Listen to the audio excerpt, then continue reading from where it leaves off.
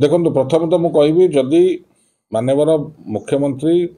Delegation नहीं कि जदि सिंगापुर जाऊँच ओडिशा को पुंजीनिवेश आने निश्चित भाव में स्वागत योग्य जहाँद्वारा कौन सन्देह ना कि अपर पक्षरे मुख्यमंत्री जदि पुंजीनिवेश सिंगापुर जाऊँच से दायित्व नेवा उचित कि जो माने ओडिशा राज्य सरकार सागर चुक्तिबद्ध अच्छा से भाव में शिल्प अनुष्ठान स्थापन करेंगे से संक्रांत गोटे अनुकूल ओडिशा वातावरण सृष्टि कर आवश्यकता अच्छे मु अतीत कही जड़े लोक ओडिशा पुंजीनिवेश कर जड़े शिल्पपति आठी शिल्प लगेब ताकू से भाया अनुकूल वातावरण दरकार एवं से भली विश्वास हवा उचित शिल्पपति पुंजीनिवेशकारी राज्य सरकार नीति उपर एवं नैतिकता उपर एवं माननीय मुख्यमंत्री को मुझे जरिया यह अनुरोध करी प्रथम आगे से वातावरण को ठीक करूँ से वातावरण ठीक न होता हेतु आज ओडिशा बड़ शिल्प अनुष्ठान जोटा विगत सरकार रे चुक्तिबद्ध होते आम सांगे ओडिशा राज्य सरकार सांगे से आस्ते आस्ते पलैया को बसिले से संक्रांत माननीय मुख्यमंत्री गुरुत्व सह विचार करने उचित एवं जेहेतु तांकर आम सांगे एमओयू होइछि से निपन स्टील हो बा जीएसडब्ल्यू हो ये दुईटार मुख्यांश कौन क्या गणमाध्यम दुज विषय प्रकाशित हो खबर तो एमाने केमिति रहिबे एठी एवं किभଳି भाव में से पुंजीनिवेश करेंगे ताकू किभଳି भाव में अनुकूल वातावरण दरकार से संक्रांत मुख्यमंत्री सचेतन हवा उचित माननीय संबलपुर विधायक जो उक्ति रखुच्च संपूर्ण भाव में ग्रहणीय नुहे एवं या कह क्षमतार अहंकार जदि जड़े व्यक्ति खासकर जदि जड़े से कौन दलर वरिष्ठ सदस्य हूँ पॉलिटिकल लोक हूँ सी जदि देशर सर्वोच्च न्यायालय डिसीजन को पालन करूना से कौन वार्ता दौरान कि भारतीय जनता पार्टी विधायक मान आईन ऊर्ध्वे ये वैधानिक प्रश्न माननीय मुख्यमंत्री को पचारे चाहिए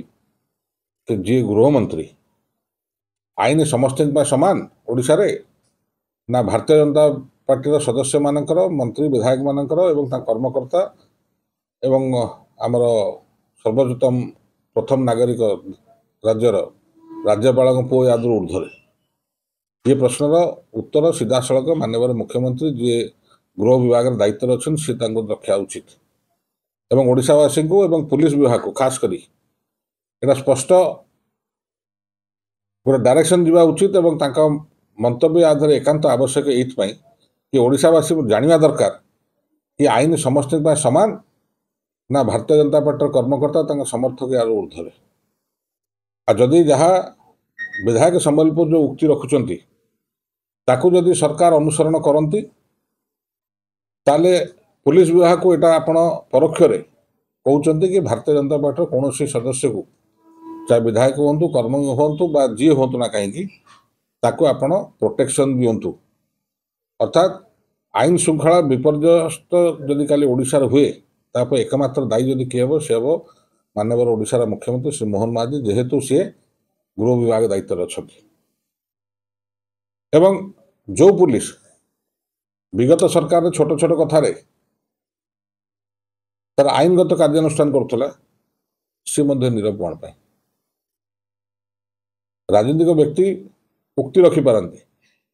पुलिस विभाग कौन कर सुप्रीमकोर्टर निर्देश को पालन करेंगे ना करेंगे ना माननीय मुख्यमंत्री जी गृहमंत्री अच्छा ये संक्रांत में स्पष्टीकरण देवे ना देवे ना ओडिशा जनसाधारण को भारतीय जनता पार्टी सरकार रो मेसेजटा कौन आईन श्रृंखला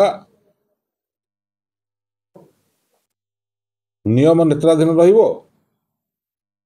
सर्वोच्चतम न्यायालय नेत्राधीन रहिबो कि पॉलिटिकल लोकंकर इच्छाधीन हम ये सब हूँ वैधानिक प्रश्न गोटे आड़े सरकार कहते 2.5 मासर शिशु जदि यह हुए तो सबुजा बड़ विपर्य ओडिशा पे आसीबो या कि पुलिस आ आईन श्रृंखला रक्षा करिवारे सक्षम हबो नाही आईन श्रृंखला आउरी विपर्यस्त हबो आईन को बा पुलिस को बा सरकार को कहीं डरिवे नाही आ एटा स्पष्ट मेसेज जीवो कि ब्राह्मण को माकड़ माइले दोष नहीं तो या द्वारा गोटे कथा ବାର୍ତ୍ତା ଯେଉଁଟା ସ୍ପଷ୍ଟ ହେବ ଓଡ଼ିଶାବାସୀଙ୍କ ପାଇଁ କି ଓଡ଼ିଆ ଅସ୍ମିତା କହି ଆଇନ ଶୃଙ୍ଖଳାକୁ ଲାଇନ୍ ଉପରେ ରଖି ରାଜ୍ୟର ନେତୃତ୍ୱ ନେଉଥିବା ମୋହନ ବାବୁ କେତେ ଦୂର ତାଙ୍କର ବ୍ୟକ୍ତିଗତ ପରାକାଷ୍ଠା ଏଠି ସାମ୍ନାକୁ ଆସିବା ଦରକାର। ଆଉ ଓଡ଼ିଶାବାସୀ ଏହାକୁ ନିଶ୍ଚିନ୍ତ ଭାବରେ ଚାହିଁ ରହିଛନ୍ତି। ଆଉ ଓଡ଼ିଶା ରାଜ୍ୟ ସରକାର କ'ଣ ପଦକ୍ଷେପ ନେବେ। ଧନ୍ୟବାଦ।